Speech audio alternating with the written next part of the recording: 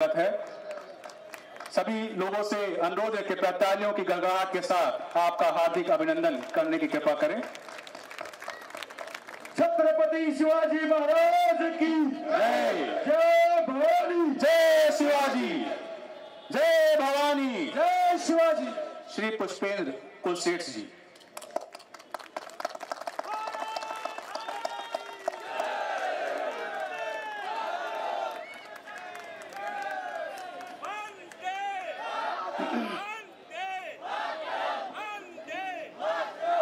आप सबका बहुत बहुत शुक्रिया। आज के इस अवसर पर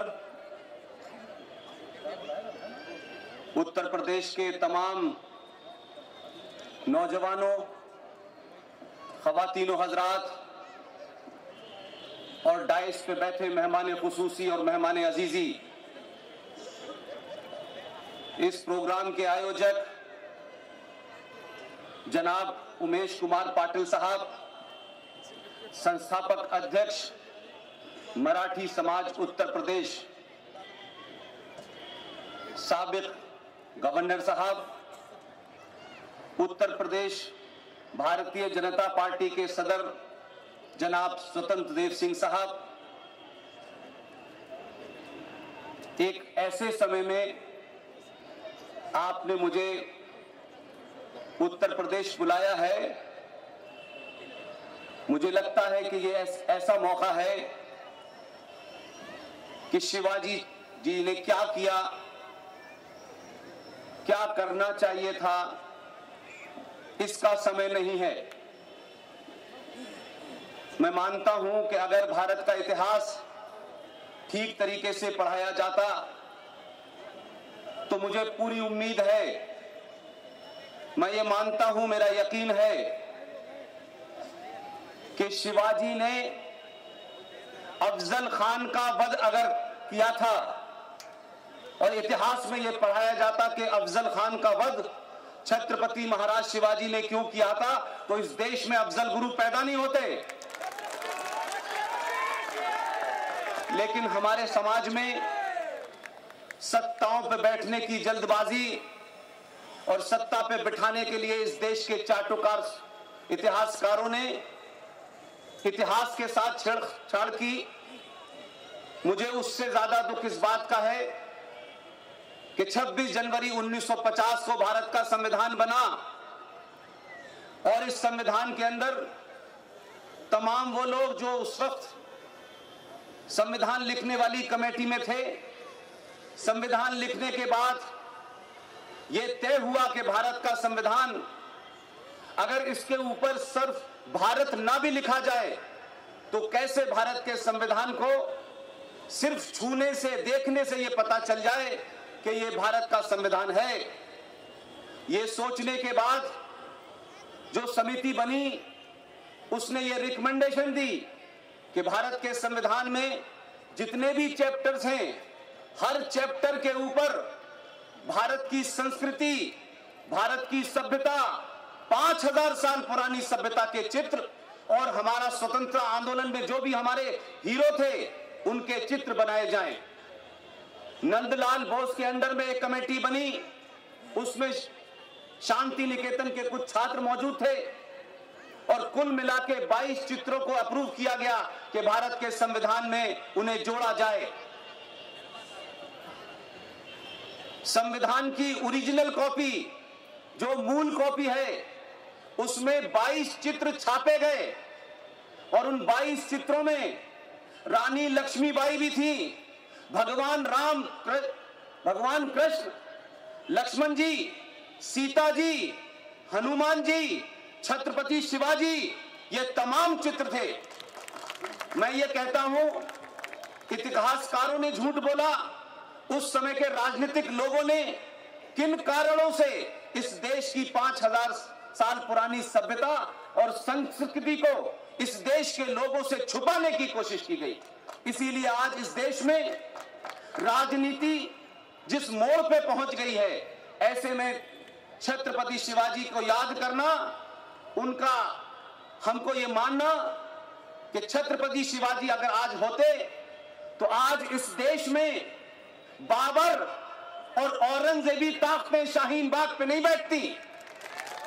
हमने 70 सालों में जाने अनजाने में बहुत सारी भूलें की हैं, हमारे बुजुर्गों ने की हैं, लेकिन मैं फिर ये कहता हूं कि 1000 साल के बाद जो पूरा कालखंड है आपकी गुलामी का, 1000 साल के बाद सत्ता नहीं बदली है। 1000 साल के बाद सनातन के मानने वालों ने अपने सनातनी होने का एहसास किया है। और जब जब आप अपने सनातनी होने का एहसास करेंगे तो यकीन मानिए 2014 भी पैदा होगा और 2019 भी पैदा होगा। यह सिलसिला राजा दाहिर सेन के बाद आपको 1000 साल बाद मौका मिला है और आप छोटे छोटे चीजों में न पड़े। यह देश, यह राष्ट्र अपने अस्तित्व की लड़ाई लड़ रहा है और इस लड़ाई में हर उस सनातनी की भागीदारी होनी चाहिए जो ये मानता है कि 5000 साल पहले जो हमारी लिखित संस्कृति है, लिखित इतिहास है, कहा जाता है लाखों साल पुराना है। लेकिन एक बात मैं आपसे कहना चाहता हूं, राजनीति जो लोग करते हैं, जिन्हें सत्ता पे बैठना है वो बैठे, लेकिन इस देश में झूठे नारे इस तरीके के दिए गए कि उन नारों को इस देश के बहुसंख्यक समाज ने आत्मसात कर लिया। 1000 साल के बाद आपको मौका मिला है, आप सच बोलें और जोर से बोलें। अगर आप बोल सकते हैं तो बोलिए, लिख सकते हैं तो लिखिए और चिल्ला सकते हैं तो चिल्लाइए। अगर ये तीनों काम नहीं कर सकते तो जो चिल्ला रहा है उसके साथ खड़े हो जाइए।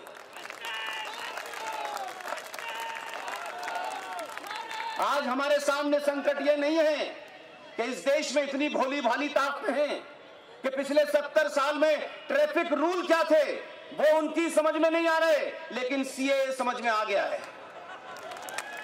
मेरा मानना यह है, मैं आप सब जानते हैं कि मेरा कोई राजनीतिक दल नहीं है, मेरी कोई विचारधारा नहीं है, मैं किसी संगठन से नहीं जुड़ा हुआ हूं, लेकिन पूरे देश में 10-15 लोग इस राष्ट्र को सही बात इसलिए बता रहे हैं कि उनके मूल में सिर्फ राष्ट्र है, इसके अलावा कुछ भी नहीं है।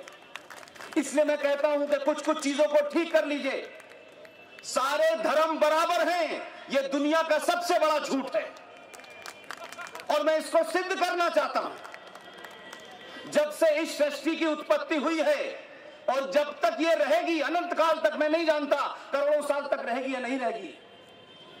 हजारों लाखों साल पहले जब ये कायनात बनी, ये यूनिवर्स बना, ये सृष्टि बनी, तब से लेके आज तक और जब तक ये रहेगी तब तक सिर्फ एक ही धर्म था, उस धर्म का नाम है सनातन। धर्म में और मजहब में फर्क करना सीखिए। धर्म हिंदी में अंग्रेजी का ट्रांसलेशन नहीं है। रिलीजन का मतलब होता है मजहब, और हिंदी में अगर किसी को कहना है तो उसे कहते हैं पंथ। इसलिए गधे और घोड़े में बराबरी नहीं हो सकती।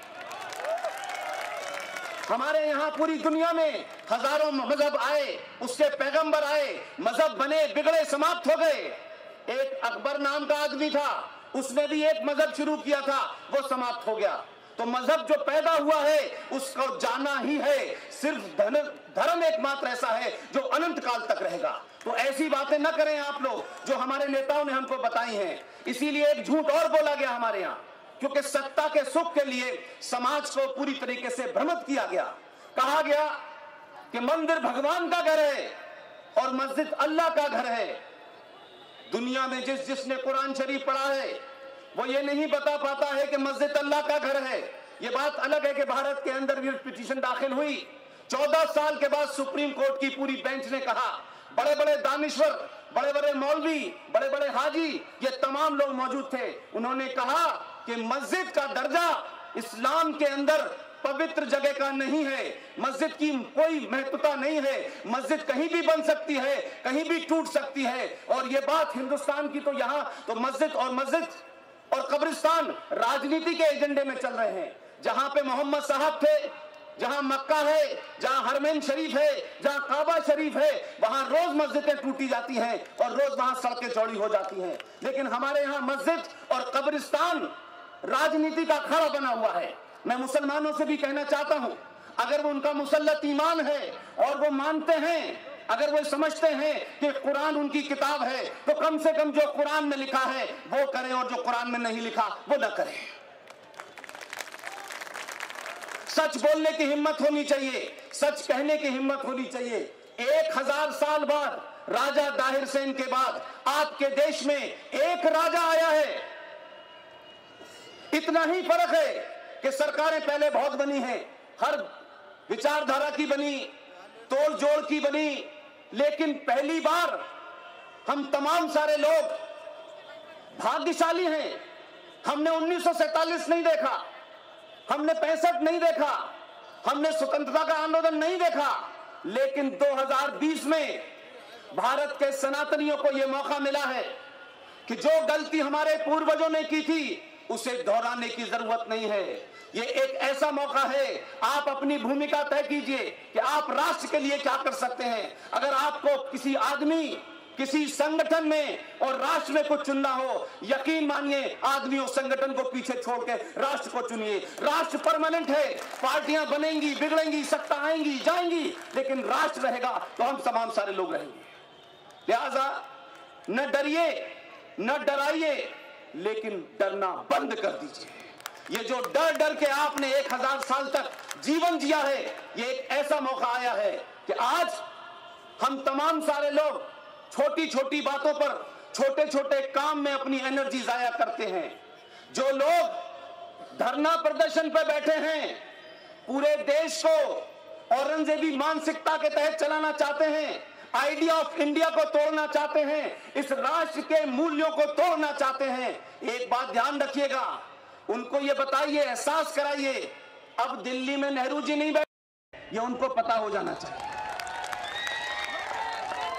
और बिना लाग लपेट के आप अपनी पहचान, आप अपनी बोली, आप अपने प्रतीकों के ऊपर शर्माने की जरूरत नहीं है, क्योंकि हमारे सनातनी समाज को 1000 साल के कालखंड के कारण उसको अपनी पहचान पे शर्म होने लगी है, उसको अपने कपड़ों पे शर्म होती है, किसी को टीका लगाने पे शर्म है, किसी को चोटी रखने पे शर्म है।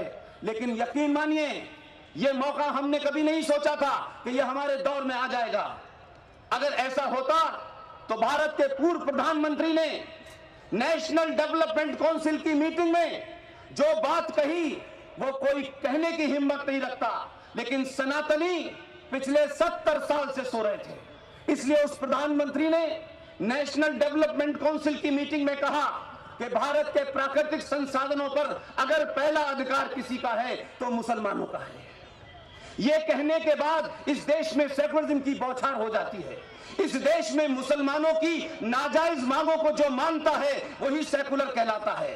किसी को अंदाजा नहीं था कि देश में सत्ता ऐसे बदलेगी। लोग कहते हैं सत्ता बदली है, मैं कहता हूं पहले सनातनी बदला तब सत्ता बदल गई है। और सत्ता बदली है तो लोगों को यह डाइजेस्ट नहीं हो रहा, लोग इस बात का यकीन नहीं कर पा रहे कि यह कैसे मुमकिन है कि 1947 में जो भारत बना, जो संविधान के अंदर उस वक्त की सत्ताधारियों ने आतंकवादियों और मुस्लिम जिहादियों के सामने घुटने टेके, आपने भारत के संविधान में, भारत के संविधान की मूल भावना को तोड़ते हुए आपने 370 और 35 पे दिया। भारत की धरती के ऊपर आपने एक इस्लामिक स्टेट को बनने दिया।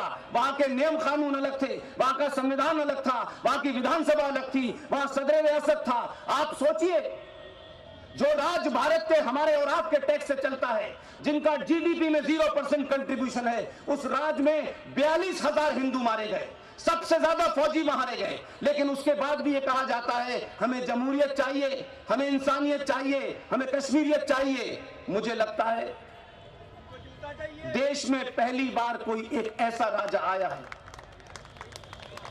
जो किसी की घर वापसी में इंटरेस्टेड नहीं है। पहला राजा आया है जो देश और इस राष्ट्र की वापसी में लगा हुआ है। ये राष्ट्र कहां चला गया था। इसलिए 1947 से शुरू किया है उसने। लोग समझ नहीं पा रहे हैं, ये ऐसे ही शाहीन बाग पे लोग बैठे नहीं हैं, ये नादान नहीं हैं। इनको पता है कि 1947 से इसने राष्ट्र को लौटाना शुरू किया है और लौटते लौटते ये सिलसिला कहां जाएगा इसका अंदाजा नहीं है। मुझे कहने की जरूरत नहीं है, ये देश का ऐसा प्रधानमंत्री है जो शर्माता नहीं है, जिसे अपनी पहचान के ऊपर लोग क्या कहेंगे इसकी चिंता नहीं होती।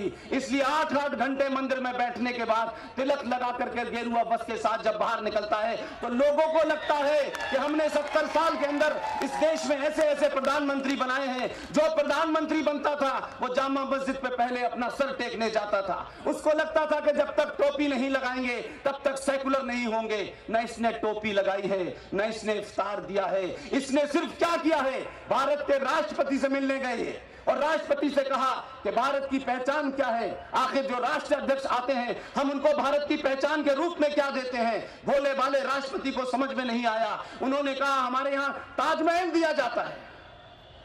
आप सोचिए 5000 साल से पुरानी सभ्यता का जो प्रतीकीकरण है, जो सिंबल है, वो ताजमहल इस देश में बना दिया गया।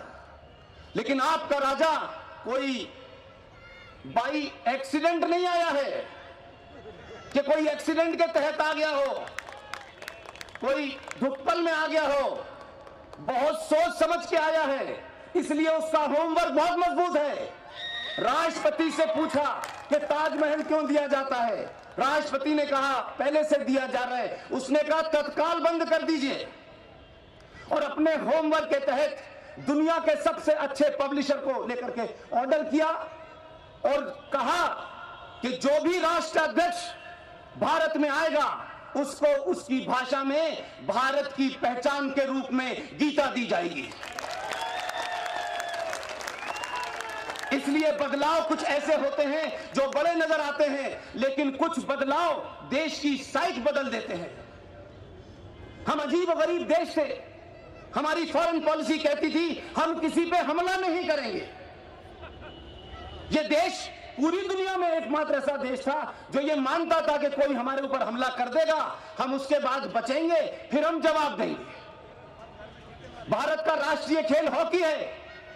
हॉकी का एक ही वाक्य है जिस राष्ट्रीय खेल को हम अपनी शान मानते हैं। उस हॉकी का एक ही वाक्य है, attack is the best defence. लोगों ने समझा ये हॉकी का नियम है, पड़ोसी ने समझा ये हॉकी का नियम है। उसे नहीं मालूम था कि ये राष्ट्र का नियम भी बदलने वाला है। मात्र एक घटना ने इस देश की विदेश नीति को बदल दिया। और यही वजह है कि कुछ लोगों को लगता था 5 साल से जो आ रहा है वो पटना तक बम धमाका करने जा रहा है, वो कोयम्बटूर जा रहा है, वो काशी जा रहा है, वो मथुरा जा रहा है। पहली बार पड़ोसी को समझ में आया। एक नेता के कमरे में 2 तस्वीरें लगी हुई हैं। 70 साल में 25 साल मेरी जिंदगी दिल्ली में पत्रकारिता में गुजर गई। 2 चित्र मैंने कभी एक साथ नहीं देखे और ये मैं मानता था कि जिस नेता के कमरे में ये चित्र लगे हैं आसान नहीं है उससे बच पाना। एक मोहतरमा को गलतफहमी हो गई, मिलने चली गई, सरकार बना ली जम्मू कश्मीर में। पश्मीना का शॉल लेके गई थी, उसने शॉल ले लिया। मैंने कहा दोनों तस्वीरों को अगर इसने देखा होता तो इसको ये कभी दोबारा यहां नहीं आती। एकमात्र नेता है जो उन 2 तस्वीरों को लगाता है। एक तरफ वीर सावरकर की तस्वीर है, दूसरी तरफ आचार्य चाणक्य की तस्वीर है। लोगों ने कहा सरकार क्यों बनाई है? मैंने कहा सरकार बनाई नहीं है, सरकार के समाप्त करने के लिए सरकार को समझने का काम शुरू किया है। इसलिए आचार्य चाणक्य के देश में, छत्रपति शिवाजी महाराज के देश में हमें इस बात का दुख है और खुशी भी है कि 1000 सालों में हमारी चुप्पी ने, हमारी खामोशी ने, हमारे बोनों के हमारे ऊपर राज किया है। जो बोने थे उन्होंने राज किया है। लेकिन मेरा सवाल आपसे है, मराठा समाज से है, उत्तर प्रदेश से है, कि आप जरा अपने दिल पे हाथ रखें और इस बात को सोचें कि कमाल है, जिनके दादा पर दादा ने तलवार की जोर पे शलवार पहनी थी, जिनके दादा परदादा ने जजिया बचाने के लिए धर्म छोड़ के मजहब इख्तियार कर लिया था, थोड़ी देर के लिए अपने आत्मसम्मान से पूछिए, अपने सीने पे हाथ रखिए। आज आपको जिनके बाप दादा डर के मारे धर्म छोड़ के मजहब जिन्होंने इख्तियार किया, वो डरे हुए लोग आपको डरा रहे हैं। आप उन्हें बताएं, हिंदुस्तान के किसी भी कोने में शाहीन बाग बनेगा। हमारे पूर्वज गुरु गोविंद सिंह हैं, छत्रपति शिवाजी हैं, वीर सावरकर हैं। हमारे पूर्वज जब नहीं डरे तो अब हम तुमसे डरेंगे। जरा जोर से बोलिएगा तो पता चलेगा। इसलिए नारा कोई ऐसा नहीं है कि CAA समझ में नहीं आ रहा, CAA ज्यादा समझ में आ गया है, इसलिए धरने पे बैठे। संकट ये नहीं है कि नारे आप क्या लगा रहे हैं, आपकी मानसिकता क्या है। ये बताया जा रहा है कि हिंदुस्तान की हुकूमत हमारे दादा परदादा की बनाई हुई इमारतों से करोड़ों रुपया कमाते हैं। मैं इस बात से खुश हूं। एक जोकर है हैदराबाद में, वो भी बीच बीच में कहता है कि 800 साल, खुलेआम कहता है 800 साल हमारे पूर्वजों ने इस देश पर राज किया है। शाहीन बाग में जो बातें कही जा रही हैं, वो भी यही बता रही हैं कि ताजमहल से और कुतुब मीनार से इस देश की कमाई होती है। मुझे इस बात की खुशी है कि कुछ सच बोलने वाले लोग हैं। कम से कम उसने बता तो दिया कि उसके पूर्वज कौन थे। लाइन साफ है कि आप औरंगजेबी ताकतों के खिलाफ खड़े होंगे या भारत राष्ट्र के साथ खड़े होंगे। इसलिए ये समय है, आज का दिन इस बात के लिए है, तहिया करें। हम इस बात के लिए आज दोबारा से अपने से वादा करें कि हम किसी कीमत पर भारत की धरती पर भारत राष्ट्र को तोड़ने वाली ताकतों को किसी भी कीमत पे कामयाब नहीं होने देंगे। और ये बात अपने मन से निकाल दीजिएगा। ये हमारे समाज की कमजोरी है कि हम सब कुछ चाहते हैं कि सरकार करे। सरकार पहली बार जिस मकसद के लिए चुनी गई है, सरकार को भी अंदाजा है। ये सरकार सड़क बनाने के लिए आपने उसको बहुमत नहीं दिया था, इसका सरकार को एहसास है। आपने 2019 में ये जो वोट दिया था, ये राष्ट्र बनाने के लिए दिया था। अगर वो ईमानदारी से राष्ट्र बचाने और बनाने की कोशिश कर रहा है, तो आपकी भी जिम्मेदारी है कि आप एक राष्ट्र के रूप में, एक देशवासियों के रूप में सड़कों पे निकलें, दुगनी ताकत में निकलें और उन्हें बताएं जो बार बार ये कहते हैं भारत तेरे टुकड़े होंगे इंशाल्लाह इंशाल्लाह। उनसे पूछिए इंशाल्लाह का मतलब अगर पता होता तो नारा नहीं लगाते। इंशाल्लाह का सिर्फ इतना ही मतलब होता है, अल्लाह ने चाहा तो। उन मुसलमानों से कहिए कि अल्लाह अभी चाहता नहीं है कि इस मुल्क के टुकड़े हों। अल्लाह ये चाहता है कि जो टुकड़े करेंगे उनके देश टुकड़े कर देंगे। अपने आप को पॉलिटिकली करेक्ट होने की कोशिश मत कीजिए।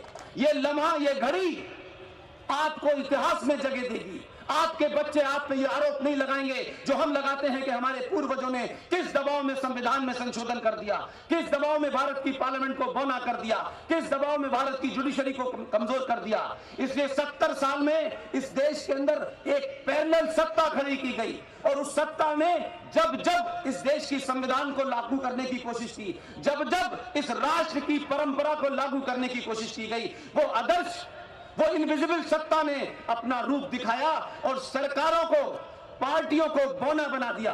लेकिन पहली बार खुलेआम, बिना किसी लाद लपेट के, किसको पसंद है किसको नहीं पसंद है, हम और आप तो बहुत आम आदमी हैं, हम बड़ी चिंता करते हैं लोग क्या कहेंगे। आपका प्रधानमंत्री तो 8-8 घंटे पूजा करके निकलता है, गेरुए बस डाल के निकलता है, उसको चिंता नहीं है दुनिया उसके बारे में क्या कहेगी। और ध्यान रखिएगा, जो अपनी पहचान से कंप्रोमाइज करते हैं उनको कोई दुनिया में कहीं कोई इज्जत नहीं मिलती। पूरी दुनिया में तमाम सवाल उठाए गए लेकिन उसने अपनी पहचान से कंप्रोमाइज नहीं किया और यही वजह है कि दुनिया उसका लोहा मान रही है। यही वजह है कि धारा 370 और 35 हटने के बाद दुनिया के किसी आदमी ने कोई सवाल खड़ा नहीं किया। यही वजह है कि बालाकोट में जब आपकी फौजें गई तो किसी को अंदाजा नहीं था, दुनिया ने आपको सपोर्ट किया। और मैं उस बात को इसलिए जोड़ता हूं अध्यक्ष जी कि 70 देश के राष्ट्रीय अध्यक्ष पिछले 5 साल में आपके देश में आए। हमारे यहां घरों में गीता होगी, हम पढ़ते नहीं है, लेकिन विदेशी लोग समझदार हैं। कम से कम उस गीता को जो अब यह कानून बन गया कि भारत राष्ट्र की पहचान के रूप में दी जाएगी, पिछले 4.5 साल के अंदर 70 देशों को वो गीता दी गई है उनकी अपने भाषा में। ये ताली बजाने की बात नहीं है। असल बात क्या है, जो यहां से लेके गए गीता, उन्होंने गीता को पढ़ा, गीता को समझा, और जब बालाकोट में आपके आदमी ने यहां से 1000 किलो बम डाला तो पड़ोसी समझ रहा था कि शायद पूरी दुनिया खड़ी हो जाएगी। जिस राष्ट्र ने गीता पढ़ ली थी उसने पाकिस्तान को फोन करके कहा जल्दी से अभिनंदन को वापस कर दो, ये गीता का मानने वाला है, शाम तक हम कुछ नहीं कर सकते। इसलिए मैंने कहा एक छोटी सी घटना आपके देश की साइड बदल देती है। एक छोटी सी घटना से आपकी दुनिया का आपके प्रति रुख बदल जाता है। यह बहुत महत्वपूर्ण मौका है। मुझे फ्लाइट पकड़नी है, मुझे स्वतंत्र देव जी से माफी मांगनी पड़ेगी।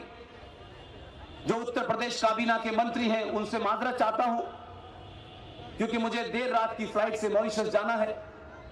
मेरा बड़ा दिल था कि मैं लंबा बोलता, लेकिन शायद प्रोग्राम थोड़ा देर से शुरू हुआ है। लेकिन सबसे बड़ी बात यह है कि यहां बोलते वक्त यह लग ही नहीं रहा कि यह उत्तर प्रदेश है। ऐसा लगता है कि मैं महाराष्ट्र के किसी इलाके में बोल रहा हूं। छत्रपति शिवाजी महाराज की इस स्पिरिट को बनाए रखिए, इस भावना को बनाए रखिए। और सावरकर जी ने आपसे थोड़ी सी विनती की है। मैं कुछ सच्चाइयों को जानता हूं, इसलिए उसमें थोड़ा सा अमेंडमेंट करना चाहता हूं। आपको अपनी जाति से प्यार है, आपको अपनी जाति पे गुमान है, सम्मान है। आप अपनी जाति जो है उसको रखिए। जाति के नाम पे जो भी काम आपके हैं ब्याह शादी के करिए, लेकिन मैं ये विनती आप सबसे इसलिए कर रहा हूं, और ये ध्यान रखे मैं कोई वोट मांगने वाला आदमी नहीं हूं। यही सोच के ये काम कर रहा हूं कि मुझे किसी दिन वोट न मांगना पड़े। इसलिए कहता हूं जाति जो भी हो उसका सम्मान कीजिए, लेकिन जाति आपके घर की चौखट से बाहर ना निकले। जब भी निकले आप बाहर सनातनी कहलाएं, उसके अलावा कुछ ना हो।